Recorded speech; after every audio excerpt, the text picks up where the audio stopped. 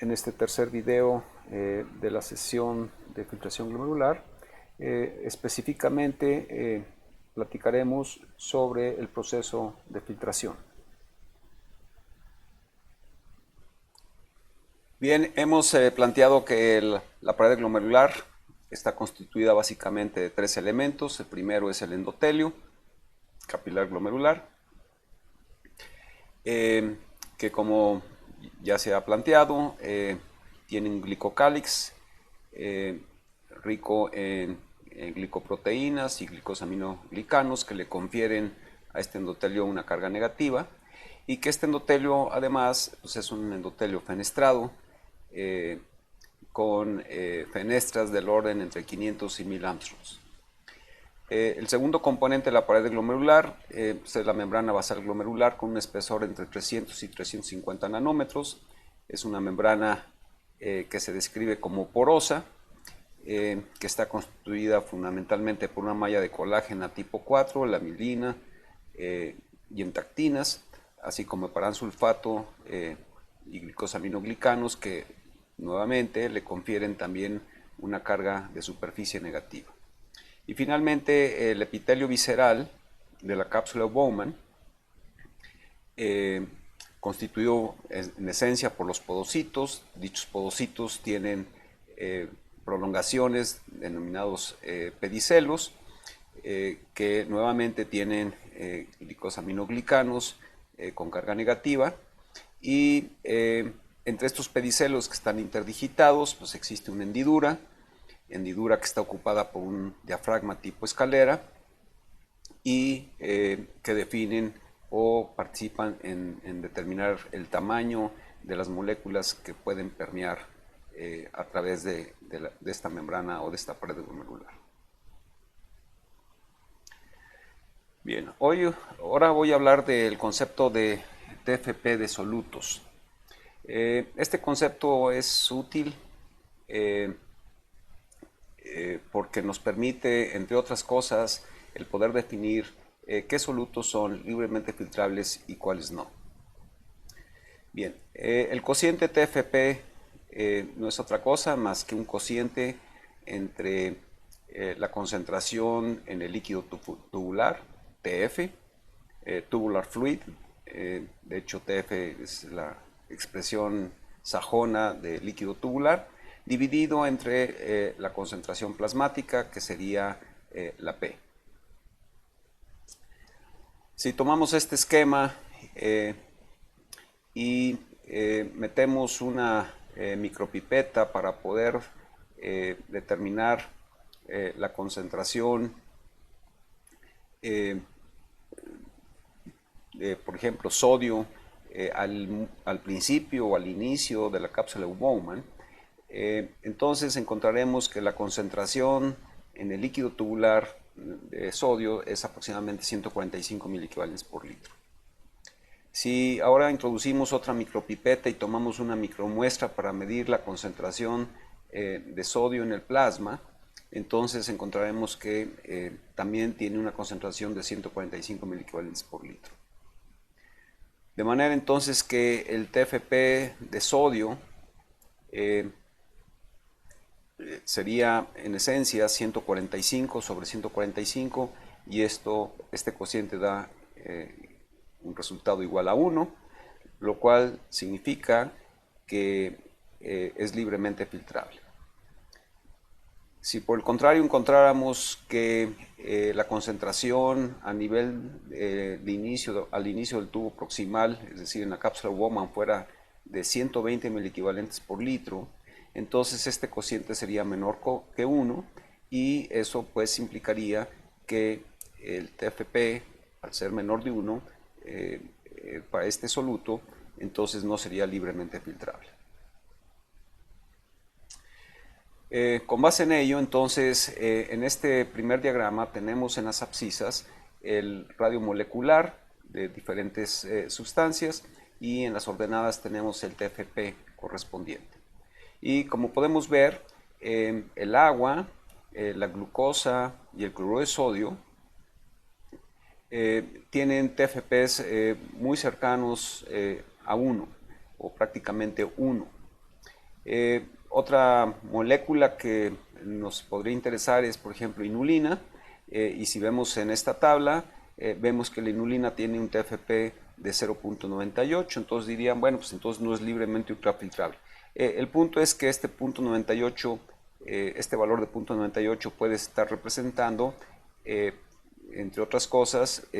un cierto error de medición, y para fines prácticos consideramos que esto es un 1. Bien, si seguimos avanzando en esta figura, vemos, por ejemplo, que la mioglobina ya muestra un TFP de 0.75, lo cual indica que ya no es libremente filtrable. Y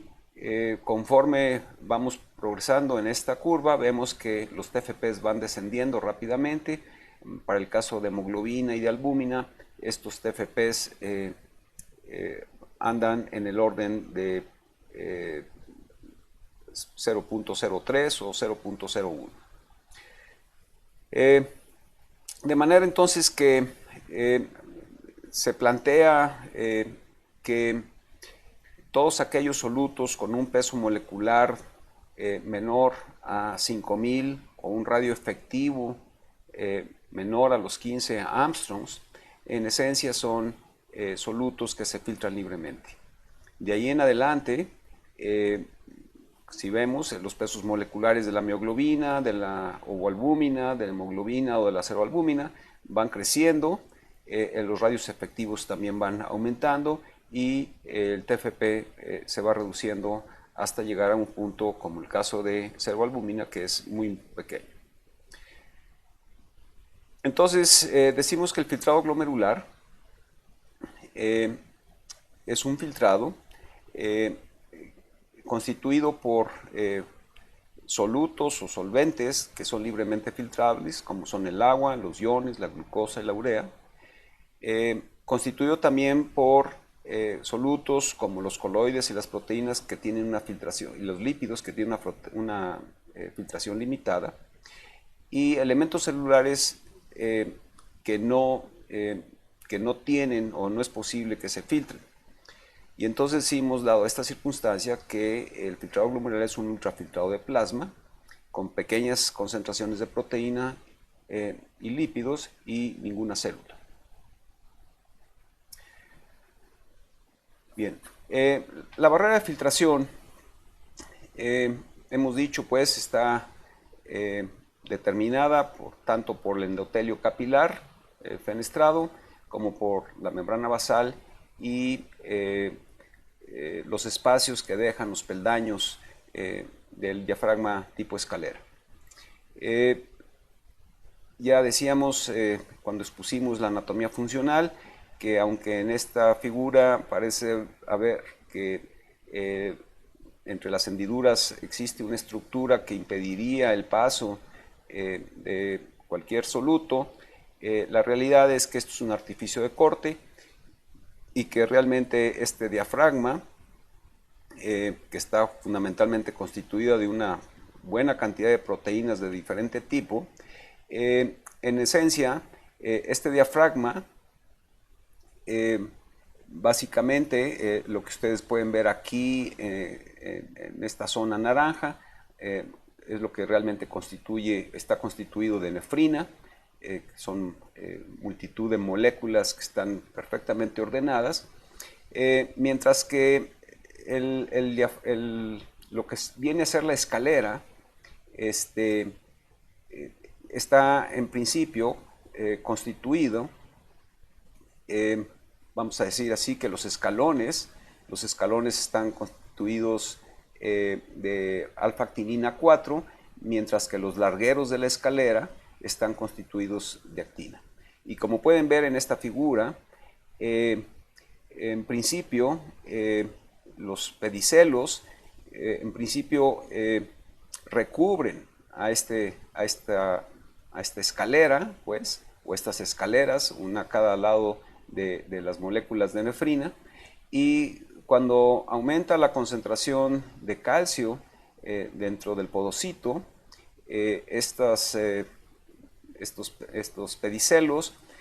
se retraen, y al retraerse entonces desvelan, lo cual no significa que les impida dormir, sino Desvelar es exponer algo que está oculto, y entonces lo que hace en principio la contracción de los podocitos o los pedicelos es desvelar a estas escaleras, porque es a través de los espacios entre los peldaños que se da el proceso de filtración de moléculas. Así entonces la barrera de filtración está constituida o considerada desde el punto de vista fisiológico como una barrera porosa, con poros de entre 50 y 60 Armstrongs, y realmente quienes constituyen estos poros, pues es la interacción entre los tres elementos de la barrera. Evidentemente las fenestras endoteliales no explicarían este comportamiento poroso, dado que estas fenestras endoteliales tienen diámetros entre 500 y 1000 Armstrongs. La membrana basal glomerular, que está formada de canales hidratados entre la malla, cabe decir que estos canales son estructuras extraordinariamente dinámicas, inestables y de tamaño indefinido. Y finalmente, el elemento que realmente constituye una formación porosa, pues es el espacio entre peldaños en los diafragmas tipo escalera, que, como decíamos, para ser expuestos estos espacios entre los peldaños, se requiere de que los podocitos se contraigan. De suerte entonces que la estructura porosa fundamentalmente depende tanto de la membrana basal glomerular como de los espacios entre peldaños. Cabe recordar que las tres capas que conforman la barrera glomerular tienen en su superficie cargas negativas, lo cual tiene importantes implicaciones fisiológicas. Con base a ello, entonces, donde incide específicamente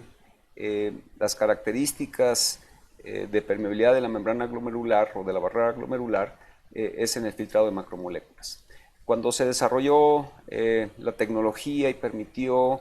el poder elaborar moléculas esféricas de diferente radio efectivo, y además se pudo cargar o catiónicamente o aniónicamente estas esferas, o dejarlas en condiciones neutras desde el punto de vista eléctrico, entonces esto permitió evaluar los TFPs de cada una de estas sustancias. Veremos que en el caso de los dextranos neutros, estos dextranos, conforme aumenta el peso, el radio efectivo, lo que sucede es que el TFP se va reduciendo progresivamente. Por el contrario, si comparamos los TFPs para los dextranos catiónicos o los dextranos aniónicos, por ejemplo, para el caso de radios efectivos de 30 Armstrongs, por ejemplo, entonces se observará que el dextrano catiónico se filtra más fácilmente que el dextrano aniónico, lo cual implica entonces que la barrera, dada su carga negativa, puede repeler aquellas sustancias con carga negativa, mientras que facilita el filtrado de sustancias con carga positiva. De manera entonces que el filtrado de macromoléculas depende en principio del tamaño molecular. Este tamaño molecular es,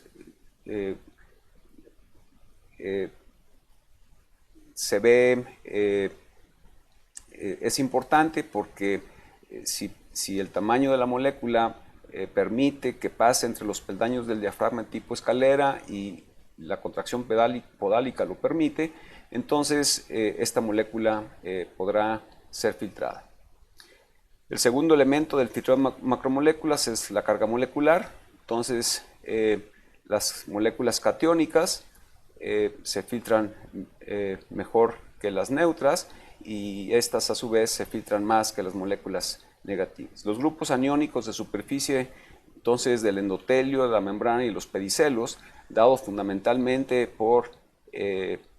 ácido siálico, para el caso de sialoproteínas, o carboxilos en el caso de glicoproteínas, o sulfato o uronato en el caso de glicosaminoglicanos, entonces le confieren esta selectividad por carga a la barrera glomerular. De suerte que la ausencia de estas cargas, por razones fisiopatológicas, puede propiciar el que el sujeto o el animal presente albúmina en la orina. El último elemento que determina el filtrado de macromoléculas, bueno, el penúltimo, sería la configuración molecular. En este sentido, se sabe que se filtran mejor moléculas cilíndricas como la hemoglobina que las elipsoides como la ceroalbúmina. Y finalmente, el otro elemento que participa en esto pues, es la hemodinámica glomerular, de la cual ya hemos hecho referencia. Así las cosas, entonces la filtración de macromoléculas, especialmente pues de proteínas, se divide o taxonómicamente se define como moléculas que se pueden filtrar rápidamente. Y en general las moléculas que se filtran rápidamente son aquellas que tienen un peso molecular menor a 20.000. El caso